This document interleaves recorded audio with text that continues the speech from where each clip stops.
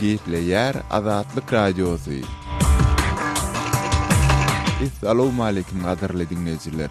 Şugun 2017-nji ýylyň 24-nji oktýabry, hepdeniň tiýşenbe güni. Programmanyň itaty bölügine geçmezden ozul günüň täzeliklerini dikkatiňize ýetirýäris. Olar bilen sizin men Merdan Tarif tanıştırýaryn. Russiýada telewidenýe habarçysy we opozisiýa siýasatçysy Kseniýa Sobchak siýasat tutuglary boşatmaga çağırdy. Sobchak geçen hepde martda geçiriljek prezidentlik saýlawlaryna gatnaşjakdygy barada eglan edipdi.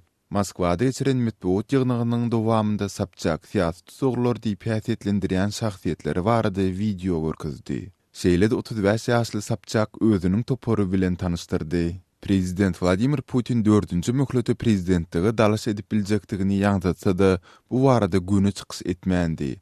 Egerde Putin saýlawlara gatnaşsa, onuň aňsatlyk bilen ýeňiş gazanjakdygy aýdylýar.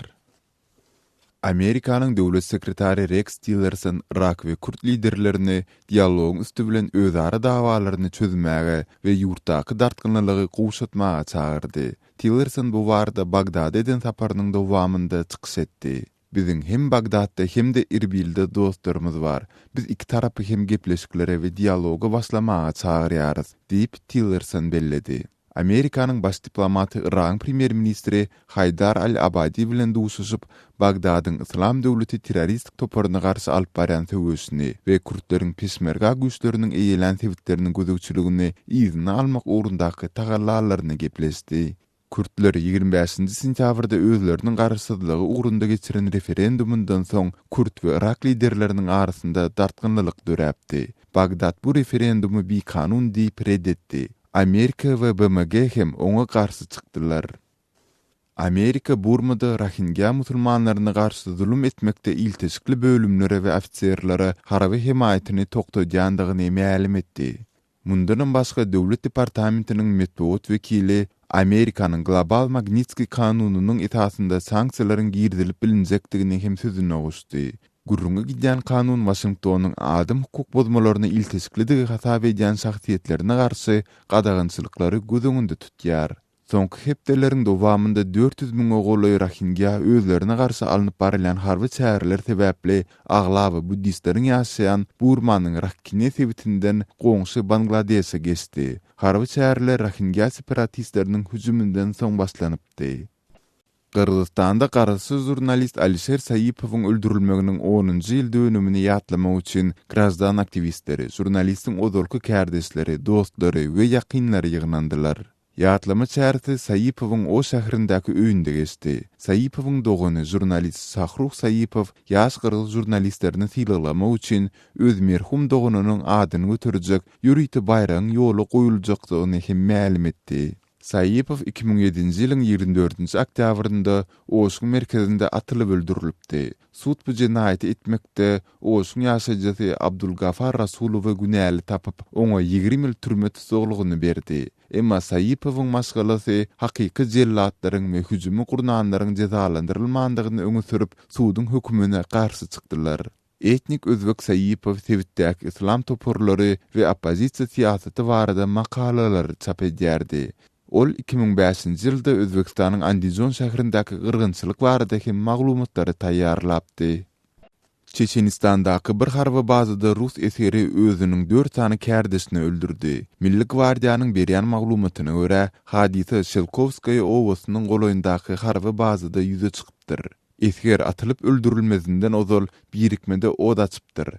Dören ýagdaý boýunça derňe başlandy. Milli Gwardiýa hukuk güýçleri geçen ýyl prezident Vladimir Putin tarapyndan esaslandyrylypdy. Topor günü Putiniň garabagynda bolup, onuň esasy wezipeleri terrorizme we gurumaçylykly jenaýaty garşy göreşmekden ibaret. Russiýanyň Kavkaz sebitinde resmiýlere we ýaragly güýçlere garşy ýygy-ýygydan hüjüm edilýär. Kazakstanyň Almaty şäherindäki halkara aeroportunda Kataryň raýatlary 24 laçyny gaçkyk ýoly bilen ýurtdan çykarjak bolanlarynda ele salyndylar. Kazakstanyň Milli Howpsuzlyk Komitetiniň beren maglumatyna görä, laçynlar Katary uçmaly 2 raýata degisli 15 gutynyň içinden tapylypdyr. Saker laçynlary Kazakstan tarapyndan gorulýar. Olar part aýlygy ýurtlar tarapyndan awçylykda ulanylýar. Azatlygy isleýän wagtyňyz isleýän ýeriňizde dinlemek isleýäňizmi? Munuň üçin SoundCloud tilsiminde Azatlyk radiosyny tapyň we ýazylyň. Azatlygyň maglumatlaryny ilkinji bolup dinleň. Play Store'dan ýa-da iTunes'dan SoundCloud'un tilsimini indirmek ýatdan çykarmaň. Azatlygy SoundCloud tilsiminde Azatlyk radiosy ýazyp tap bilersiňiz.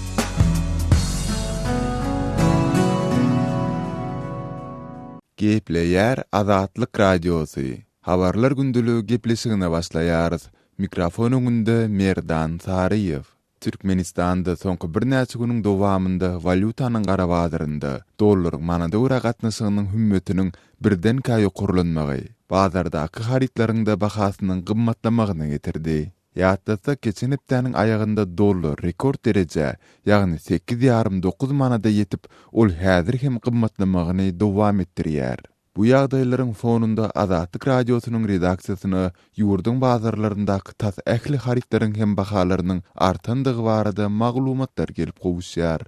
Lewap welaýatynda şuňky gün gara bazarda 1 dollaryň 9 manat 60 teňe ýetendigi, şeýle-de azyklaryň narhlarynyň 2 esse çemesi ýokurlanyndygy aýdylýar. Mysal üçin mundan bir gün ozal kartoşka 2 manat bolan bolsa, häzir ol 3 manatdan satylýar. 4 manat 60 teňe duran şeker häzir 6 manata galdy. Şeýle ýagdaýlary paýtagtyň bazarlarynda hem synlata bolýar. Aşgabatyň iň iri bazarlarynyň biri, il içinde Mir bazary diýilip atlandyrylýan sowda nokudunda taýlamajylyk etiň bahasy 2 güniň dowamında 32 manatdan 36 manata çelini galdy. Mundan başga pomidor 8 manatdan 9 manata, towuk eti 23 manatdan 25 manata çelini ýokurlandy. Garaz adyny tutan islendi karydyň bahasy gymmatlady. Sowdagärler muny gönümel dollaryň gymmatlamagy bilen düşündirýärler. Olar ýagdaýlar şudur kuny dowam etse, bahalaryň mundan beýlekde gymmatlajakdygyny aýdýarlar. Diýip, ençemi sowdagärler bilen gurrundaş bolan Azatlyk radiosynyň ýerli çeşmesi maglumat berdi. Galy bersede bularyň ählisi Türkmenistanyň garaşsyzlyk döwründäki iň agyr ykdysady krizisi başdan geçirýändigi aýdylýan. Aýlyklaryň gijikdirilýän, şeýle-de ozulmut berilen hyzmatlaryň ýatyrylan döwrüne gawat geldi. Bu ýagdaýlarda ýurt raýatlary çykgynsyzlygy, alaçsyzlygy uçrandyklaryny aýdýarlar. Zähmet haklarymyz her aýyň 10-ny berilerdi. Entegim hiç zat ýok. Durşuny bergidi. Haritler gitdigiçe gymmatlaýar. Çağlar baglarynyň hyzmatlaryny 10 esse artdyrdylar. Ýene-de bir hepdeden suwa, gazy, togy hem töläp başlarys. Nädip tölemeli, nädip ýaşamaly diýip atlandyrylmasadygyny soran Lewabyň ýaşaýjysy gurrun berdi. Türkmenistanda ýurt resmiýetleri we mediýasy gara bazarda dollaryň barha gymmatlamagy, netijede haritlaryň bahalarynyň hem ýokurlanmagy, bularyň raýatlaryň durmuşyna ýetirýän täsirleri barada hiç zat aýtmaýarlar. Tersine, ýurdun bedew wady bilen özgerýändigi bellenilip gazanyldy diýilen üstünlikleri tasdiklaýan uly sanlar getirilýär. Şeýle-de ençime $1 milyon golf meydançasy, uly ak öýi, ýaly obyektler bina edilýär. Öz sebetiňizde bolýan wakalar barada azatlyga maglumat bermek isleseňiz, bize hat ýollaň. Metbuat email belgisi gmail.com. Siz suratlaryňyzy we videolaryňyzy hem ýollap bilersiňiz. Azatlyk siziň şahsiýetiniňizi gizlenlikde saklar. Siz bolan wakalar barada maglumat beriň. Biz hem habar bereriz. Metbuat email belgisi gmail.com. Gepleýär Azatlyk radiosy. Habarlar günnülügi gepleşigimizde men Sahra dowam etdirýärin. Gurbanly Berdimuhammedowyň ýüzüni ilkinji gezek görenmizde biz bulutlaryň ýokarsynydyk. Türkmenistanyň prezidentiniň portreti ýurdun milli howa ýollary kampaniýasynyň ähli ýerinde ýerleşdirilipdir. Berdimuhammedow dünýäniň iň awtoritar rejimleriniň birine ýolbaşçylyk edýär diýip Fransuz jurnalisti özüniň Türkmenistan barada taýýarlan ýörite video raportynyň başynda aýdýar. Frans 24 telekanalynyň Axel Kosa lakamy bilen çykyş edýän jurnalisti geçen ay ýapyk binalarda we söwüş sunnaty boýunça 5-nji Aziýa oýunlary döwründe Aşgabatda sapar eden daşary ýurt jurnalistleriniň biri bolup, ol türkmen häkimetleriniň ýygyderli gözegçiligine garamazdan mobil telefon arkaly türkmen paýtagtynyň günnälik durmuşyny gidlin we çäkli möçörde ýazy etmegi başardy. Kose ödüniň Aşgabatyň halkara aeroportuna baryp düşenden täg gaýdýança ýazy eden maglumatlar barada Fransa dolanandan soň 15 minutluk ýörite video raport taýýarlady. Raportynyň başynda ol Türkmenistanyň dünýäniň beýleki ýurtlary üçin ýapykdygyna, ýurda jurnalistleriň goý berilmeýändigine ünsü çekip, ýöne şu ýyl türkmen paýtagtynda geçirilen Aşgabat 2017 oýunlary münasibetli rejimiň käbir jurnalistleri ýurda goý berendigine, aglawasyny bolsa ýygyna uğradandygyny aýdýar. Berdimuhammedow 2007-nji ýyldan bäri ýurda dolandyrýar. Öňkü stomatolog we saglyk ministri Berdimuhammedow ýygyderli telewiziýada görkezilýär. Onuň döredilen şahsiýet kultuny Kim Jong-unyň deňeşdirip bolýar. Özüni arkadag diýip atlandyrýan Berdimuhammedow aýdym sada we sporty ýüregi bilen berilen Aziýa oýunlaryny geçirmek onuň arzuwynyň hasyl bolmagy diýip Fransuz jurnalisti dawaranyň açylşynyň ägirt uly patriotik çäre öwrilendigini belleýär. Ol Aşgabat 2017 oýunlarynyň açylş dawarasy üçin sarp edilen maliýe serişdesiniň Rio'da geçirilen Olimpiýa oýunlarynyň kydan hem köpdigi çaklanylýar diýip çöllük territoriýada ýerleşýän Türkmenistanyň özüniň gaz baýlygy boýunça dünýäde 4-nji orunda durýandygyny ýatladýar. Bu dawara prezident üçin öz rejiminiň güýjüni görkezmek we onu mahabatlandyrmagyň bir ýoly diýip jurnalist aýdýar. Kose Aşgabatda baran daşary ýurt media serişdeleriniň işgärleriniň ählisiniň Olimpiýa şäherçesindäki täze gurulan mehmanhana ýerleşdirilendigini we her bir jurnaliste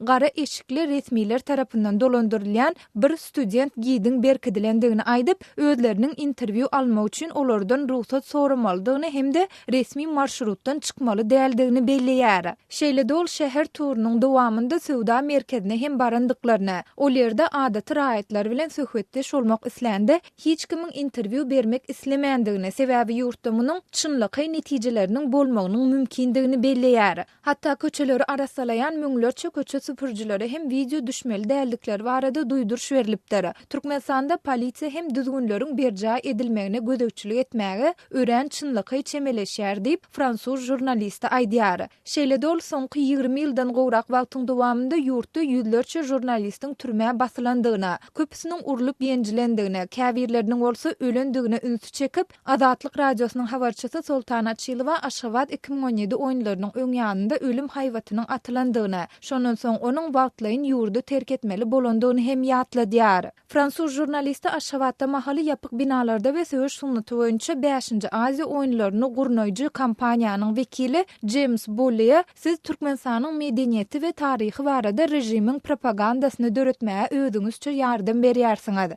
Adam hukuklaryny goraýan guramalar Türkmenistanyň dünýäniň iň bir repressiw ýurtlarynyň biridigini aýdýarlar. Siz mundan hiç şeýle problema görüňizokmy diýip soranda, ol şeýle jogap berýär. Biz bugünkü ajaýyp çäreni guramalaşdyrmak üçin Türkmenistanyň hökümeti bilen ýakyndan işleşdik. Biz esasy ünsümizi şoňa gönükdirdik. Biz ýapyk binalarda we söwüş sunnaty boýunça 5-nji Aziýa oýunlarynyň şowly we üstünlükli geçmek üçin elimizden gelenini etdik diýip, Bolly özüniň mundan artykmaç hiç zat aýdyp bilmejekdigini belledi. Fransuz jurnalisti bu interwiudan soň özleriniň türkmen häkimetleri bilen söhbetdeşlik geçirmek synanşyklarynyň hem başa barmandygyny aýdýar. Türkmenistanyň awtoritar rejime garamazdan tebii gaz wagdalary dünýäniň tanymal kampaniýalarynyň Aşgabatda gelmegine sebäp bolýar. Berdimuhammedow hem Berlinde, Parijde, Londonda we Washingtonda dünýä liderleri bilen duşmagyny dowam etdirýär. Türkmenistanda adam hukuklarynyň perspektiwalary hopukdurjy we häzirlikçe tunelyň soňunda ışık hem görünmeýär diýip Fransuz jurnalisti raportyny jemleýär. Öz sewitingizde bolýan wakalar barada azatlyga maglumat bermek isleseňiz, biziň Facebook hasabymyza ýazyň. Bizi gözlegi bölümine Azatlyk Radiosy ýazyp tap bilersiňiz. Siz suratlaryňyzy we videolaryňyzy hem ýollap bilersiňiz. Azatlyk siziň şahsiýetiniňizi gizlinlikde saklar. Siz bolan wakalar barada maglumat beriň, biz hem habar bereriz.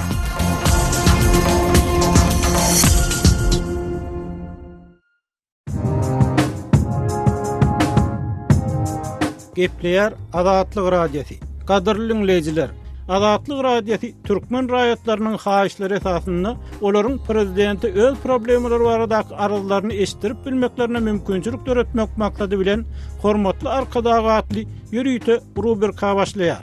Bu rubrikasyny siz öz kynçylyklaryňyzy beýan edip, olary efir arkaly eşitdirip, şeýle de Azatlygyň web saýtyna, sosial ulamlardaky sahypalaryna çap etdirip bilersiňiz. Siz öz hatlaryňyzy Azatlyga hat üstü bilen telefon arkaly biziň yerli habarçylarymyzyň üstü bilen ýetirip bilersiňiz.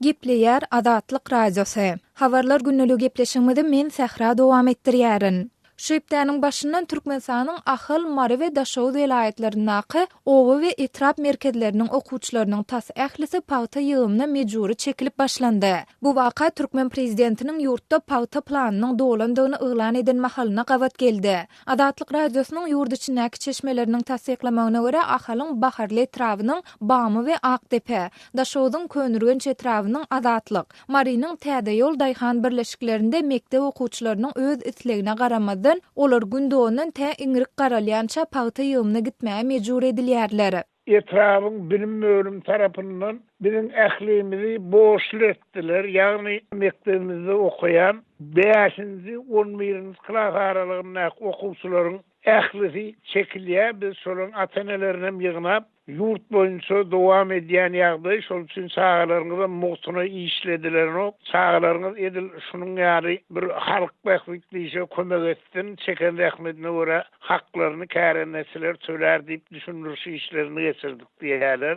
Diýip aşawatlasynça Manmurat Bugaýew Agdalýan daýhan birleşiklerdäki mektep muallimlarynyň ençemesine salgylanyp gurrun berdi. Azatlygyň yerli çeşmeleri bilen söhbetdeş bolan enatalaryň ençemesi ýerden howanyň sowuklugy 4-5 gradusa çenli ýetýän şu günlerde çağlaryň paýta meýdanlarynda kösenýändiklerini boyun alsalar-da ýurtda ykdysady kynçylyklaryň duýulýan we ýaşaýyş durmuş hajatlarynyň gün-günden gymmatlaýan döwründe çağlary ekin meýdanlaryny uğratmaga mejbur bolýandyklaryny aýdýarlar. Ýöne enatalar we muallimler çağlaryň öz ýaşaýan ýerinden 40-50 kilometr uzakdaky paýta meýdanlaryna ýörüýte enjamlaşdyrylmadyk ýük ulaglarda alınıp gidilýändigini we onda tehnika howpsuzlyk çäreleriniň dolu gözüňünde tutulmandygyny aýdyp, olaryň ýol helakçylygyna uçramandan alada edýändiklerini belleýärler.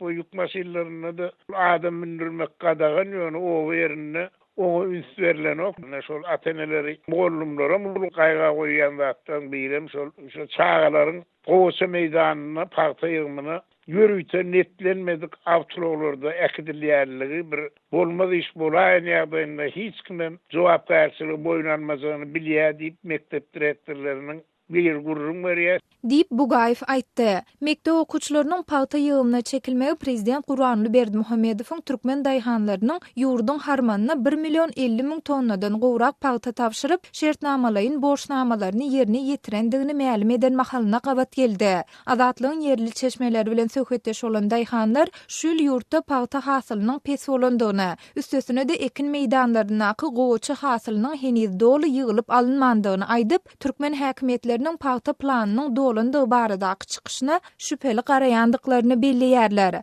Munyň bilen birlikde olar ýakynda Özbekistandan 500 sany kombaýnyň satyn alynandygy aýdylsa-da, paýta ýygýan kombaýnlaryň henidem ýetmezçilik edýändigine, galy berse de bu tehnikalary 2-3 hektarlyk ýerlerde ulanyp bolmaýandygyny aýdyp, özleriniň el güýjünden peýdalanmaga mejbur bolýandyklaryny aýdýarlar. Mundan başga türkmen häkimetleriniň daýhanlar bilen geçirýän hasaplaşyklarynyň gijikdirilýändigi sebäpli kärenetçileriň okuwçylaryň ýygan her bir kilogram paýta üçin 40 teňe möçürindäki tölegleri öz wagtynda berip bilmeýändigi hem aýdylýar. Türkmenistanyň mekteplerinde 10 gün çemesi dowam etjek güýzki kanikullar geçen hepdäniň aýagynda başlandy.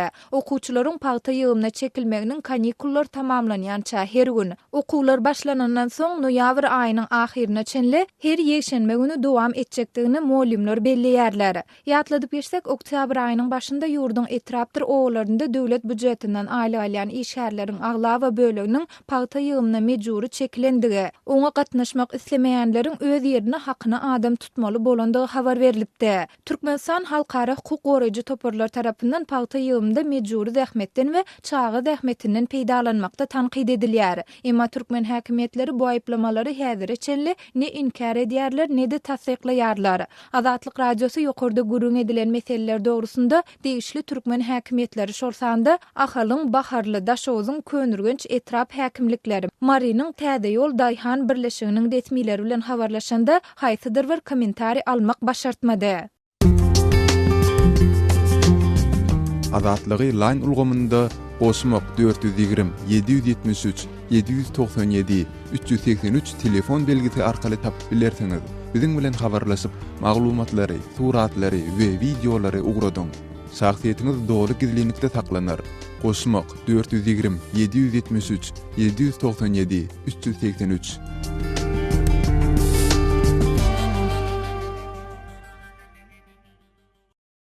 Gepleýär Azatlyk radiosu.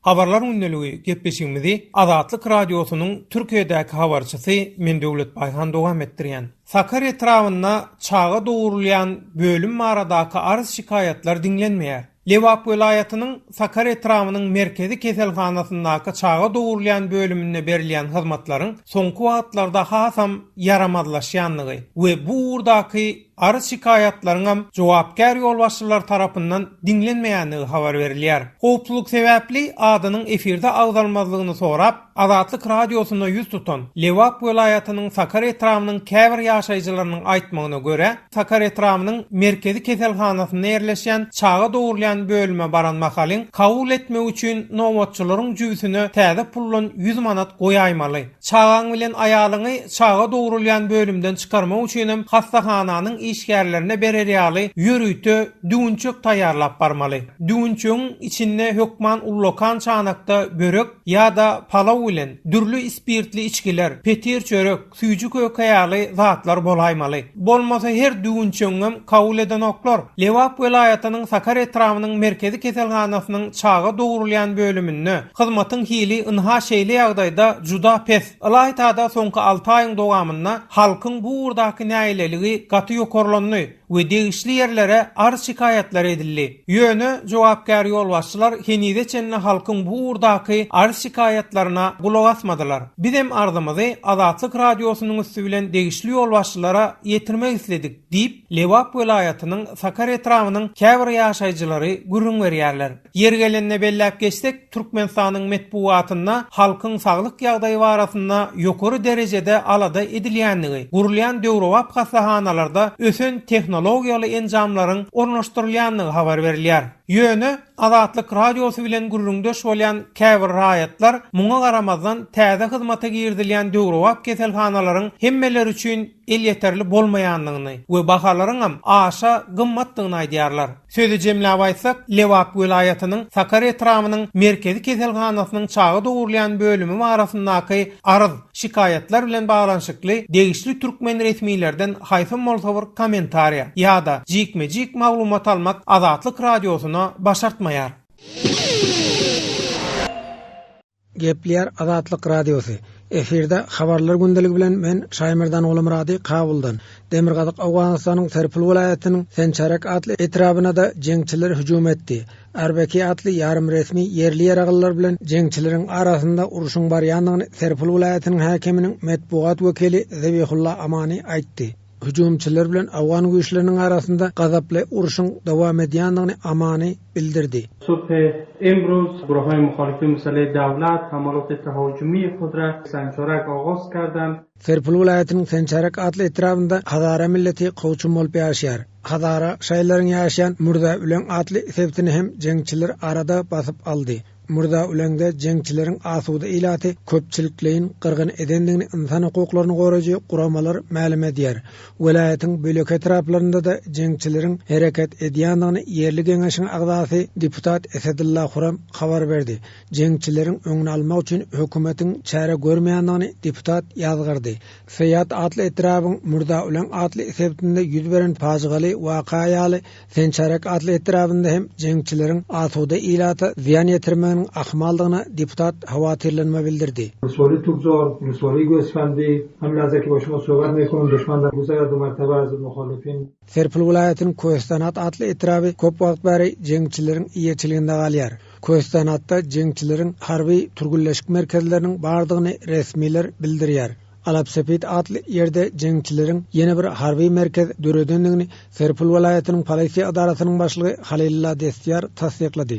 Oňa görä bu merkez öň hem jahatçy toparlaryň harby bazasy bolupdyr. Merkez häzir terörçi toparlaryň iýeçiligine geçdi diýip Destiyar aýdýar. Merkez talimi der Alapsepit cihadi budi ast, marbut be komandan cihad budi. Serpil vilayetinin 7 etrafı var. Etrafların hemmesinde de jeňçilerin hereket edýändigini ýerli ilat aýdýar. Serpil Jowzjan şaýoluna da jeňçiler wehim salýar. Serpil vilayetinin ilatynyň belli bölegi Türkmenistandan iberilýän elektrik tokdanam peýdalanýar. Elektrik geçircisine de jeňçilerin halişinde ziýan ýetirýänligi aýdylýar. Serpil vilayetinde Islam döwleti adly toparyň jeňçileri hem ýerleşipdir. Demirgazyk Awganystanyň Jowzjan we Faryab vilayetinde daýyşçylar bilen Talibanyň arasynda oňuşmazlyklar bar. Emma Serpilde bu iki toparyň agzy birlikde terror hüjümlerine gatnaşýanlygyny resmiler aýdýar. Gepleýär Azatlyk Radiosu. Men Aras Perwiş, biz programmamyzy dowam etdirýäris. Britaniýanyň daşary işler ministeri Boris Johnson, Amerikan prezidenti Donald Trump'ın İran bilen dünýäniň güýçli döwletleri arasynda 2015-nji ýylda baglaşylan ýadro gelişigini täzeden tasdiklamazlyk kararyna garamazdan bu alalaşyň öz ýerine galjakdygyna hiç şüphe ýok diýer. Johnson 23-nji oktýabrda daşary gatnaşyklar boýunça Londonda eden çykyşynda Amerikan Kongresinde iň täsirli şahsiýetler bilen duşandan soňra bularyň hiçbiri İran rejiminiň jankoýerleri däl, Trump'ın hereketleriniň bu mühim gelişigi öldürüp bilmejekdigi hakda özüne arkaýynlyk berilendigini aýtdy. Men aýgatlylyk we batyrlyk bilen gelişigi saklap boljakdygyna asla şüphe edemok diýip Johnson aýtýar. Tehran bu mühim alalaşykda halkara sanksiýalarynyň ýeňledilmeginiň deregine ýadro işçiligini çäklendirmegi kabul etdi. Köp sanly Amerikan resmileri, şeýle hem beýleki resmiler muňa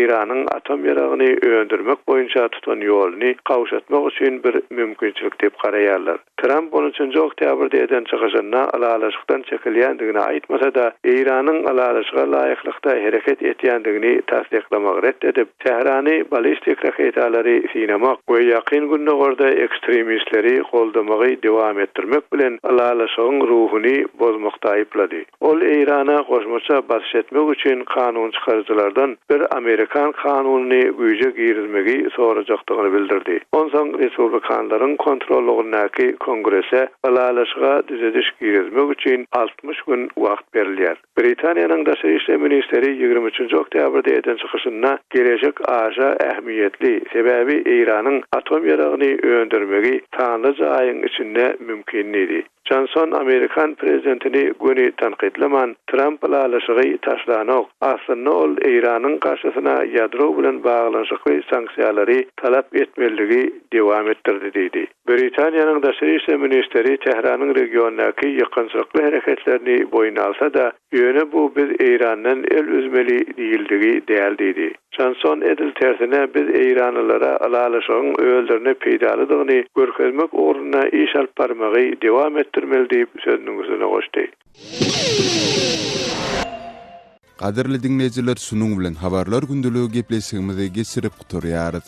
Azatlyk radiosynyň tolkunlarynda galyň.